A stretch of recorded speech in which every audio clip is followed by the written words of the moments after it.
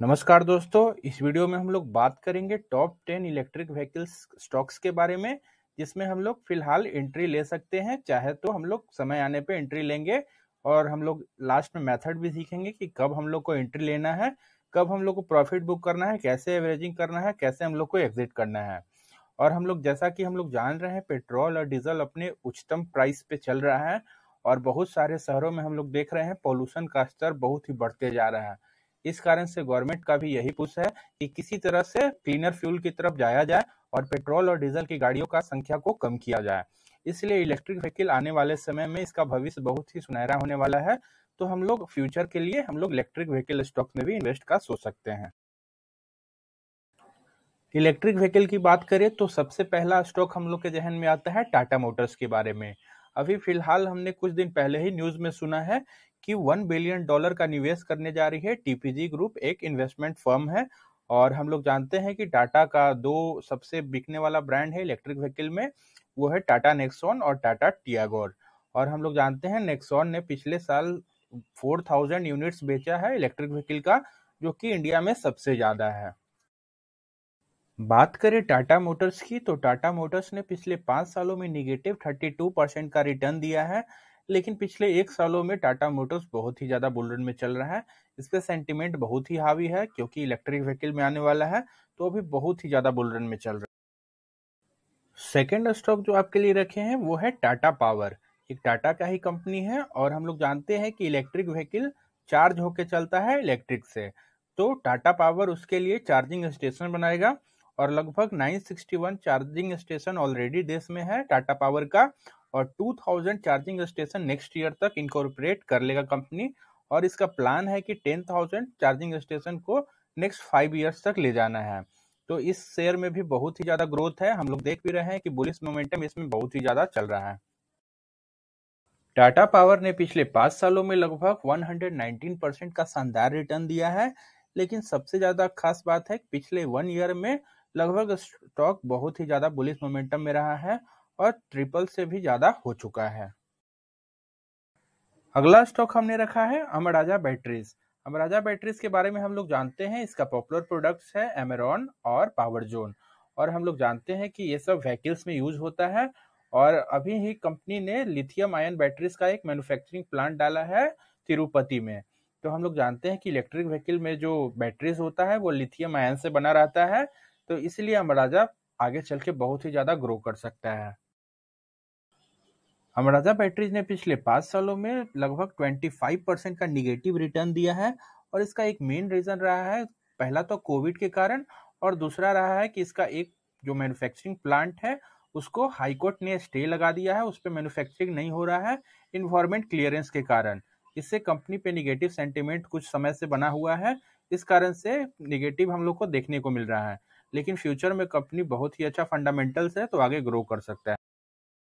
अगला कंपनी भी एक बैटरी निर्माता कंपनी है, Exide industries. Exide industries one of the largest India में लीड एसिड बैटरीज प्रोड्यूस करने वाली कंपनी है। और इसका फ्यूचर प्लान है कि लिथियम आयन बैटरी असेंबली का एक फैक्ट्री बनाया जाए, स्टेब्लिश किया जाए। वो गुजरात में करने जा रहे हैं लगभग इसी ईयर के एंड तक।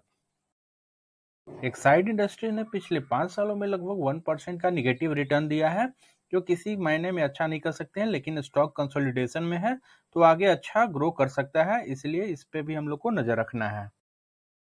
अगला स्टॉक है दोस्तों Tata chemicals limited. Tata chemicals की बात करें हम लोग तो ये लीडिंग प्रोड्यूसर है सोडा एस की देश में। और हम लोग जानते हैं सोडा एस का प्रयोग होता है लिथियम आयन बैटरी बनाने में। और हम लोग लिथियम आयन बैटरी का ये एक प्लांट भी लगाने जा रही है टाटा केमिकल्स लिमिटेड। तो ओवरऑल इसका भी फ्यूचर बहुत ही अच्छा है, क्योंकि इलेक्ट्रिक व्हीकल में आगे का प्लानिंग इसने सोच रखा है। और टाटा केमिकल्स ने पिछले 5 सालों में लगभग 372% का बेहद ही शानदार रिटर्न दिया है। और अगला स्टॉक है दोस्तों टाटा एलेक्सी लिमिटेड। बात करें हम लोग टाटा एलेक्सी की तो ये एक लीडिंग प्रोवाइडर है डिजाइन और टेक्नोलॉजी सर्विसेज की अक्रॉस डिफरेंट इंडस्ट्री, जिसमें ऑटो इंडस्ट्रीज को भी ये डिजाइन सर्विसेज प्रोवाइड करती है। तो इसका भी फ्यूचर ब्राइट है, क्योंकि इलेक्ट्रिक व्हीकल का भी डिजाइन टाटा एलेक्सी ही करेगी। और टाटा एलेक्सी ने पिछले 5 सालों में लगभग 608% का बेहद ही मल्टीबैगर रिटर्न दिया है। और अगला स्टॉक है अशोक लीलैंड। अशोक लीलैंड ने हाल ही में स्विच मोबिलिटी, एक यूके बेस्ड टेक्नोलॉजी कंपनी है जिसके साथ कोलैबोरेशन किया है इलेक्ट्रिक व्हीकल बनाने में। और हम लोग जानते हैं कि इसको अभी 2000 कॉमर्शियल इलेक्ट्रिक बसेस के लिए भी इसको ऑर्डर मिल चुका है। और कंपनी का प्लान है 150 से 200 मिलियन डॉलर्स इन्वेस्ट करने का इलेक्ट्रिक व्हीकल सेगमेंट में ही।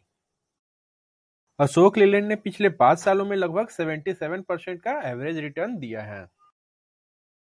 और अगला स्टॉक है दोस्तों Bajaj auto limited. Bajaj auto limited ने 2020 में ही इलेक्ट्रिक व्हीकल सेगमेंट में अपना कदम रखा। इसने बजाज चेतक नाम से इलेक्ट्रिक स्कूटर लॉन्च किया है। और कंपनी का और भी प्लानिंग है कि इसका R&D collaboration Australian company KTM के साथ, KTM जो ड्यूक बाइक बनाती है उसके साथ कोलैबोरेशन कर लिया है। और आगे भी इसका future planning electric bike segment में और भी अदर इलेक्ट्रिक व्हीकल सेगमेंट में बहुत ही अच्छा है। और बजाज ऑटो ने पिछले 5 सालों में 40% का रिटर्न दिया है, जो कि बिलो स्टैंडर्ड माना जाएगा, लेकिन क्वालिटी स्टॉक है तो हम लोग ऐसे ही स्टॉक में एंट्री लेना पसंद करेंगे जिसमें अभी ज्यादा रिटर्न नहीं दिया है, तो आगे जाने की चांसेस ज्यादा रहती है। और अगला स्टॉक है दोस्तों हीरो मोटोकॉर्प। बात करें हीरो मोटोकॉर्प की तो इसका इलेक्ट्रिक व्हीकल सेगमेंट में थोड़ा सा डिले हुआ है, लेकिन कंपनी 2022 तक इलेक्ट्रिक व्हीकल्स लॉन्च कर देगी जिसमें इलेक्ट्रिक बाइक और इलेक्ट्रिक 3 व्हीलर्स शामिल है। बात करें हम लोग हीरो नाम ये यूज नहीं कर पाएगी हीरो मोटोकॉर्प, क्योंकि दोनों चाचे और भतीजा दोनों में लड़ाई चल रहा था, पवन मुंजाल और उनके भतीजे में, तो इस कारण से इसका इलेक्ट्रिक व्हीकल थोड़ा सा डिले हुआ है। लेकिन क्वालिटी स्टॉक है, दुनिया की सबसे लार्जेस्ट बाइक कंपनी है, तो हीरो मोटोकॉर्प का फ्यूचर हम लोग को ब्राइट लगता है। और एक और बात इसमें खास है कि कंपनी चार्जिंग स्टेशन भी स्टेब्लिश करने जा रही है और कंपनी ने एथर एनर्जी में 38% हिस्सेदारी भी ले रखा है, जो कि इलेक्ट्रिक व्हीकल बनाने वाली एक कंपनी है। तो उसको कंपनी टेस्ट कर रही है कि कैसा फीडबैक आता है, उसके बाद कंपनी और भी इन्वेस्टमेंट करेगी। हीरो मोटोकॉर्प ने पिछले 5 सालों में निगेटिव 13% का पुअर रिटर्न दिया है। और आखिरी स्टॉक है दोस्तों मारुति सुजुकी लिमिटेड। बात करें हम लोग मारुति सुजुकी की तो देश की सबसे लार्जेस्ट 4 व्हीलर निर्माता कंपनी है। और मारुति सुजुकी का अभी फिलहाल में कोई प्लानिंग नहीं है कि तुरंत से इलेक्ट्रिक व्हीकल सेगमेंट में आया जाए, क्योंकि ये अभी वेट एंड वॉच पॉलिसी पे काम कर रही है। क्योंकि इनका कहना है कि जब भी हम लोग कार बनाते हैं तो अफोर्डेबल कस्टमर्स के लिए रहेगा, तब हम लोग बनाएंगे, क्योंकि इनका जो भी कार है वो मिडिल क्लास को ध्यान में रख के बनाया जाता है। इस कारण से अभी ये R&D पे ज्यादा खर्चा करने का प्लानिंग कर रहे हैं। और मारुति सुजुकी ने पिछले 5 सालों में 36% का एवरेज रिटर्न दिया है। और अब हम लोग आ चुके हैं दोस्तों चिरोधा के अपने चार्टिंग प्लेटफॉर्म पे, और हम लोग टाटा मोटर्स के चार्ट को एनालाइज करके देखते हैं। ये तो आपको कोई भी बता देगा ये स्टॉक ले लीजिए, वो स्टॉक ले लीजिए, लेकिन कोई भी आपको प्रॉपर एनालिसिस करके कैसे हम लोग को स्टॉक में एंट्री लेना है, कब हम लोग को प्रॉफिट बुक करना है, कैसे एवरेजिंग करना है, ये कोई नहीं बताता है। इसलिए आप लोग वीडियो के अंत तक बने रहिए। तो हम लोग बात करें टाटा मोटर्स की, तो टाटा हम लोग 3 इंडिकेटर्स का बेसिकली प्रयोग करते हैं, जो हमारे पुराने व्यूअर्स हैं वो जानते होंगे। पहला है 20 का मूविंग एवरेज, जो कि आपको ब्लू लाइन शो कर रहा होगा। दूसरा है 200 डेज का मूविंग एवरेज, जो कि आपको पिंक लाइन शो कर रहा होगा। और तीसरा हॉरिजॉन्टल लाइंस हम लोग लगाते हैं, जिसको हम लोग पिवट लाइंस भी बोलते हैं। पिवट लाइन बेसिकली आपको सपोर्ट या रेजिस्टेंस बताता है। अगर प्राइस अपवर्ड मूवमेंट करेगा तो पिवट लाइन रेजिस्टेंस देता है, अगर प्राइस डाउनवर्ड मूवमेंट करेगा तो पिवट लाइन सपोर्ट देता है। तीनों इंडिकेटर्स आप लोग जिरोधा के स्टडी सेक्शन में जाके लगा सकते हैं। और हम लोग एक और थंब रूल सीखे हैं कि हम लोग कब बाई करना पसंद करते हैं, जब प्राइस 200 डेज का मूविंग एवरेज से बहुत ही ज़्यादा नीचे चले तो बेस्ट रहता है। लेकिन हम लोग 200 डेज के मूविंग एवरेज के करीब में भी बाई करेंगे तो हम लोग ऊपर की तरफ बड़ा अप मूव कैप्चर कर सकते हैं। आप किसी भी चार्ट में जाके एनालाइज करके देख सकते हैं, ये मेथड वर्क करता है। तो और एक और बात है कि जैसे ही प्राइस 200 डेज के मूविंग एवरेज से बहुत ही ज़्यादा ऊपर चला जाए, चाहे दूर चला जाए, तो हम लोग क्या करेंगे, यहाँ से कुछ प्रॉफिट बुक कर लेंगे।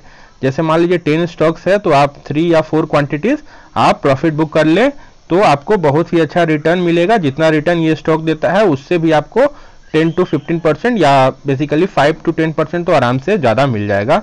ये एक डिपेंड करता है आप कितना इसमें एक्यूरेटली एंट्री लेते हैं। तो 200 डेज के पास देखिए आता है टाटा मोटर्स, और कितना अच्छा अप ट्रेंड हम लोग को कुछ दिनों से देखने को मिल रहा है। और अभी की बात करें तो प्राइस 200 डेज के मूविंग एवरेज से बहुत ही ज़्यादा दूर चल रहा है, बहुत ही बड़ा स्पेस है, तो कुछ करेक्शन शो कर सकता है। तो किन्हीं के पास टाटा मोटर्स का स्टॉक हैवी क्वांटिटी में है तो कुछ प्रॉफिट बुक कर लें, और फिर से जब नीचे आता है 200 डेज के मूविंग एवरेज के पास आता है तो फिर से अपना कुछ क्वांटिटी बढ़ा सकते हैं। तो ये हुआ हम लोग को कैसे बाई करना है। और एक और बात बताना चाहते हैं दोस्तों कि आप लोग को ये भी बताया जाता है कि जैसे ही स्टॉक फॉल किया तो कहा जाता है बाई ऑन डिप्स। मतलब मान लीजिए 5-10% स्टॉक अगर गिरता है तो उस दिन बहुत सारे रिटेलर्स बाई करते हैं। मान लीजिए यहाँ पे आप बाई किए, कुछ और नीचे गया, कुछ और बाई किए, कुछ और नीचे आया और बाई किया, ऐसे करते करते आपका -20% ये स्टॉक में चला जाएगा और इतना जो आप गेन में बैठे थे वो भी गेन इरोड हो जाएगा। इसीलिए हम लोग को डाउन ट्रेंड में कभी भी एवरेजिंग नहीं करना है। बड़े इन्वेस्टर हमेशा अप ट्रेंड में ही एवरेजिंग करते हैं या वेट करते रहते हैं बड़े क्रैश का। तो हम लोग को भी वेट करना है, पहले 200 डेज के पास आएगा, चाहे इस पे आता है तो और भी अच्छा है। अगर ऊपर से ही घूमने का प्रयास करता है तो हम लोग 20 के लाइन को देख लेंगे, अगर इंक्लाइंड अपवर्ड में हो जाएगा तो हम लोग फिर से एंट्री ले लेंगे। लेकिन हम लोग पहला एंट्री लेंगे दोस्तों 200 डेज के करीब, और बेस्ट होता है 200 डेज के नीचे। मान लीजिए इसको ब्रेक करके नीचे आ जाता है तो हम लोग नीचे पिवट्स देखते जाएंगे, जिस पिवट पे ये सपोर्ट लेता है उस पिवट पे और भी हम अपना क्वांटिटी बढ़ाएंगे। लेकिन हम लोग डाउन ट्रेंड में ज़्यादा एवरेजिंग नहीं करेंगे।